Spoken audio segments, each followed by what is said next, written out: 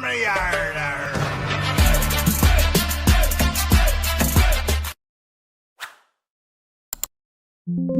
नमस्कार दोस्तों, मैं आपका दोस्त ब्रजमोहन सिंह अपने YouTube channel BB and trading में आपका स्वागत करता हूं। ये वीडियो प्योरली एजुकेशन पर्पस से है। इसमें हम सीपीआर के 15 प्राइजेक्शन पैटर्न को सीखते हैं, समझते हैं और उनके हिसाब से ट्रेड सेटअप प्लान करते हैं। तो हम सीपीआर के जो 15 प्राइजेक्शन पैटर्न हैं उनको स्ट्रक्चर वाइज देख लेते हैं। ये हमारा इवनिंग स्टार है। इवनिंग स्टार में क्या होता है कि ओपनिंग क्या है हमारी, वो प्रीवियस डे हाई के ऊपर होती है और लो के नीचे क्लोजिंग होती है। एंट्री हमेशा क्लोजिंग पर ही होगी। ठीक है। टारगेट के लिए एज ए सीपीआर या कोई नियरेस्ट क्या होना चाहिए, नियरेस्ट जो सपोर्ट हो वो आपका टारगेट हो सकता है। इसकी हम अपोजिट बात करें तो वो है आपका मॉर्निंग स्टार। मॉर्निंग स्टार में जैसे क्या है, प्रीवियस डे लो के बिलो ओपन हो। ओपनिंग कहाँ है हमारी, जो प्रीवियस डे लो के नीचे। ठीक है। क्लोज अपसाइड और उसके ऊपर क्या होना चाहिए, उसके ऊपर हमारी क्लोजिंग होनी चाहिए। टारगेट एज ए सीपीआर रखा जा सकता है या कोई आपका नियरेस्ट क्या होना चाहिए, नियरेस्ट रेजिस्टेंस जोन होना चाहिए। क्या होना चाहिए, रेजिस्टेंस जोन होना चाहिए या कोई सप्लाई जोन होना चाहिए। तो हम पहले इस पैटर्न पे है ना, आज के दिन काफ़ी स्टॉक में इंडेक्स में देखने को मिला है। तो एग्जांपल देख लेते, जैसे निफ्टी है, ये क्या है हमारे पास, ये प्रीवियस डे लो है, इसके ओपनिंग नीचे हुई और ऊपर क्लोज हुआ। इसी के हिसाब से हमें यहाँ पे एक इस पैटर्न के आधार पर आपको ये मूव देखने को मिला। इसमें क्या है, ये सीपीआर का टारगेट था ही, प्लस हम जनरली ये यूज करते हैं वो 1:2 के हिसाब से आपको इसमें ट्रेड आसानी से दिखा। इसके बाद है हमारे पास सेंसेक्स। सेंसेक्स में भी सेम मॉर्निंग स्टार पैटर्न के हिसाब से आपको मूव देखने को मिला। फिर है हमारे पास भारतीय एयरटेल। भारतीय एयरटेल में भी ओपनिंग क्या थी, कल के लो के नीचे है और क्लोजिंग ऊपर देखे। जो लो है वही एसएल है, जितनी रेंज है उसका मल्टीपल टू आप आसानी से रख सकते हैं एज ए टारगेट। इसके बाद नेक्स्ट है आईसीआईसी बैंक। आईसीआईसी बैंक में भी आपको क्या है, मॉर्निंग स्टार पैटर्न इसमें भी बना है और इसके हिसाब से आपको 1:2 देखने को मिला है। हमें ओपनिंग देखी, क्लोजिंग कहाँ है, पैटर्न आइडेंटिफाई किया, उसके बाद संभावित लक्ष्य क्या हो सकते हैं वो हमने देखे। यहाँ पर आप देखो तो यहाँ पर क्रिस्टल भी है, ये आपका वीकली पिवट रहा और ये डेली पिवट है और वहीं से आपको रिजेक्शन देखने को मिल रहा है। इसके बाद नेक्स्ट है हमारे पास टाटा मोटर। टाटा मोटर में भी आपको मॉर्निंग स्टार पैटर्न के हिसाब से ओपनिंग ये लो है जो एसएल का काम करेगा, क्लोजिंग में एंट्री मिलेगी और पहला टारगेट ये रहेगा और फाइनली आपको 1:2 टॉप सीपीआर से आपको रिजेक्शन देखने को मिला।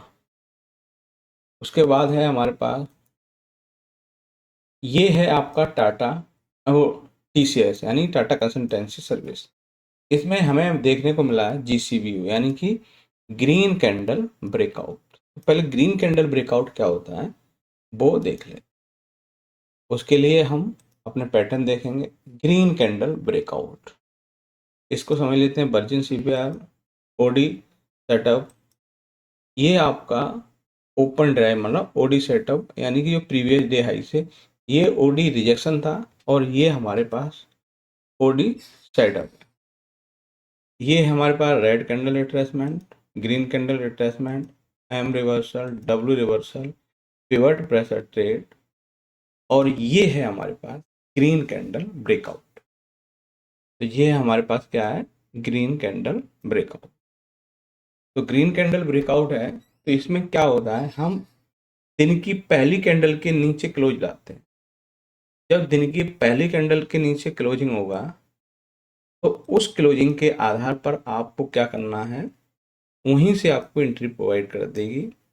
जो हाई होगा वह सेल हो जाएगा, यहाँ क्लोजिंग होगी वो एंट्री होगी, और नियरेस्ट आप सपोर्ट जोन है वो एज ए टारगेट आप रख सकते हैं। तो ये जीसीबीओ था और उस जीसीबीओ के हिसाब से आपको यहाँ ट्रेड देखने को। फिर है हमारे पास पीएफसी। पीएफसी में भी आपको जीसीबीओ के हिसाब से। फिर है आपका कमिंस इंडिया, उसमें भी जीसीबीओ के हिसाब से। फिर अवेन्यू सुपरमार्ट में है ना ओडी सेटअप देखने को। तो ओडी सेटअप है, उसके लिए हम देख लेते हैं कि ओडी सेटअप में क्या होता है। ओडी सेटअप आपका ये है,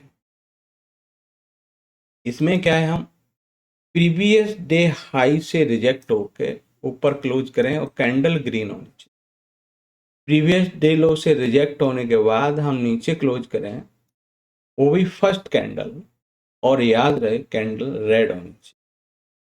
तो हम यही आप देखते हैं कि ओडी सेटअप के हिसाब से इसमें भी आपको दिन की पहली कैंडल थी, ठीक है, प्रीवियस डे हाई से रिजेक्ट होके ऊपर क्लोज करे हैं तो एंट्री रहेगी। जो कैंडल की क्लोजिंग होगी उसी का लो होगा, वह सेल का काम होगा। वहाँ से आपका जो भी रिस्क रिवॉर्ड रेशियो आप फॉलो करते हैं उसके हिसाब से यहाँ पे देखा। मैं जनरली 1:2 फॉलो करता हूँ, तो वो अपना आइडेंटिफाई करता हूँ।